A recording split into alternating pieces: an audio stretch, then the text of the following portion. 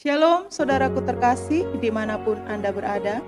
Sesaat lagi kita akan mengikuti renungan firman Tuhan dalam program Rema oleh Pastor Andreas Agung, Gembala KBC Bekasi.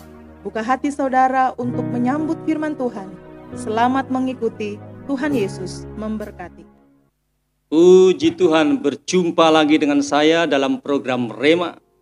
Sebuah program rohani yang dirancang agar hati dan pikiran kita tetap terkoneksi dengan firman Tuhan, supaya iman kita terus bertumbuh dan kita memiliki hidup Kristen yang berkemenangan.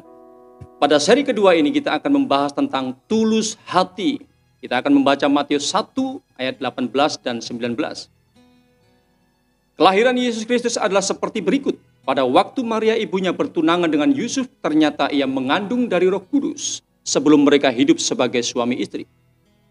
Karena Yusuf suaminya seorang yang tulus hati dan tidak mau mencemarkan nama istrinya di muka umum, ia bermaksud menceraikannya dengan diam-diam. Puji Tuhan, saudaraku, tulus hati dalam konteks perikop ini mempunyai 3 arti. Yang pertama, tidak suka menghakimi. Orang yang tulus hati tidak menempatkan dirinya sebagai hakim bagi saudara yang lain. Orang yang tulus hati tidak akan gegabah menghakimi saudaranya berdasarkan asumsi dan opini publik. Orang yang tulus hati tidak akan pernah memviralkan kesalahan saudaranya menjadi konsumsi publik dan beria-ria di atasnya. Tetapi menyimpannya dalam hati dan membawanya kepada Tuhan dalam doa, agar Roh Kudus datang melawat dan memulihkan saudara kita. Bagaimana dengan saudara? Bagaimana dengan kita? Mari merenung. Yang kedua, tulus hati memiliki arti berani berkorban untuk saudaranya. Orang yang tulus hati tidak sibuk memikirkan kepentingan dan keuntungan dirinya sendiri. Tidak sibuk menyelamatkan dan menonjolkan nama baiknya sendiri. Orang yang tulus hati berani mendahulukan kepentingan dan keuntungan saudaranya. Bahkan berani berkorban untuk saudaranya. Inilah yang dilakukan oleh Yusuf. Ketulusan hati adalah produk kasih Tuhan yang bekerja dalam hati kita. Salah satu karakter kasih adalah tidak mementingkan diri sendiri, tetapi kepentingan orang lain. Apakah yang sedang bekerja dalam hati kita saat ini? Kasih Tuhan atau ego kita? Mari kita merenung lagi. Haleluya. Dan arti yang ketiga, tulus hati bersedia tunduk pada kehendak Tuhan.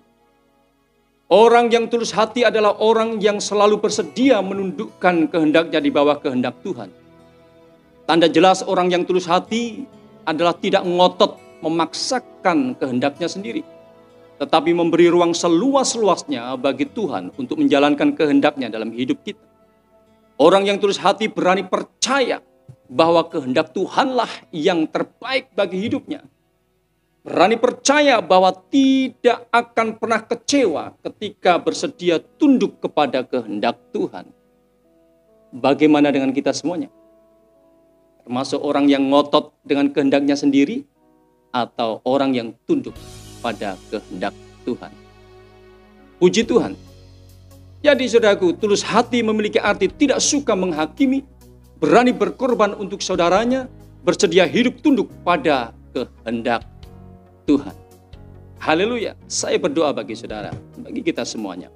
Tuhan Yesus, aku berdoa kiranya Tuhan melalui Roh Kudus memberikan kepada kami hati yang tulus seperti Yusuf, supaya kami menjalani hidup kekristenan ini seperti kehendak-Mu Tuhan, sehingga nama Tuhan dipermuliakan melalui kehidupan kami.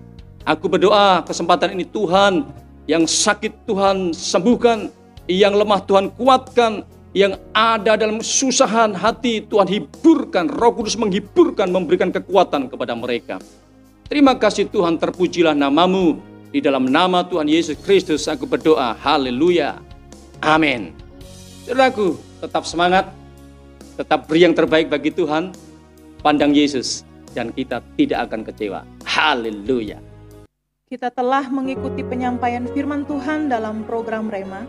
Jika saudara rindu mendapat pelayanan lebih lanjut dalam konseling dan doa, serta rindu mendukung pelayanan kami, silakan hubungi nomor WA 0898 6847 386 dan 0812 9332 7912.